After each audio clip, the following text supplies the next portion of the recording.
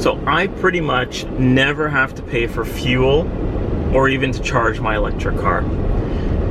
It's making a significant amount of savings in my monthly budget. And actually a lot of people don't know that with early Tesla Model X's and actually Model X's around the 2016 to 2017 range, you can actually pick up a car that has free supercharging for life. Now, what does that mean? So basically, every time I go to charge my car, I don't pay anything. It's absolutely free for as long as I have this vehicle. So here's about how much I've saved in the past month just supercharging my car. Technically, the more you supercharge, the more you save, and that can actually lead to you paying off more in charging costs than what you actually paid for the car itself. These 2016, 2017 Tesla Model S's and X's, you can pick them up pretty cheap now, under 30,000 American or Canadian. This particular one that I got it with 60,000 kilometers, which is about 42-ish thousand miles. And I got a pretty good deal on it. It not only does it include free supercharging, but it also includes free internet, or basically free LTE data.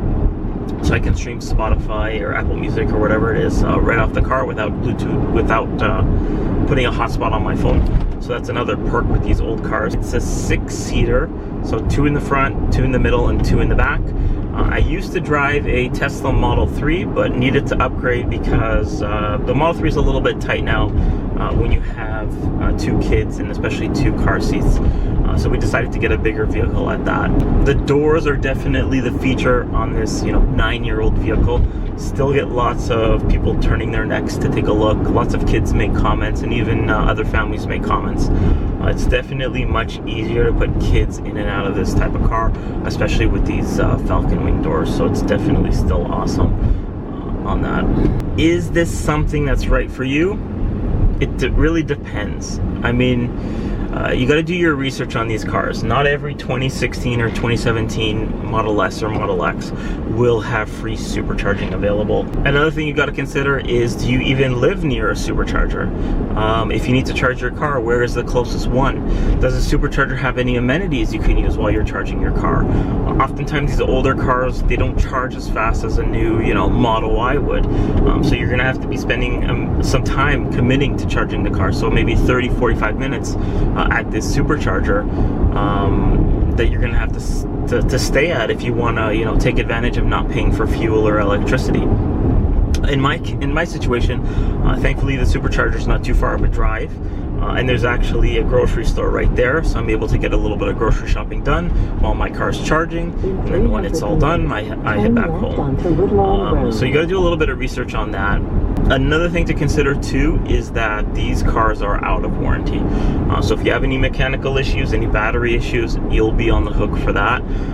But it all depends on how long you want to use the car for. Now turn left onto generally speaking, the longer you have a vehicle, the more kilometers or miles you put on it, you'll come out ahead. And even more so if you're not paying for any electricity on the car itself too. So for me personally, I go about once a week to fill up the Tesla, and this is primarily a family vehicle for commuting, in the city, taking the kids to school, going grocery shopping, seeing friends, things like that. So the 75D doesn't have that much range. You can definitely find a bigger battery. I think they come in 90 kilowatts and also 100 kilowatts.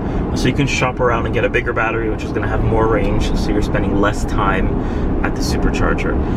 Another big thing too is, even if your Tesla doesn't have free supercharging, there's definitely tips and tricks that you can do to decrease the amount of money that you're spending on charging the car. So look on PlugShare, see what's around. When I had my Model 3, there was actually a local university that had fast chargers, and it was actually $1 an hour to fill up, you basically charge your car.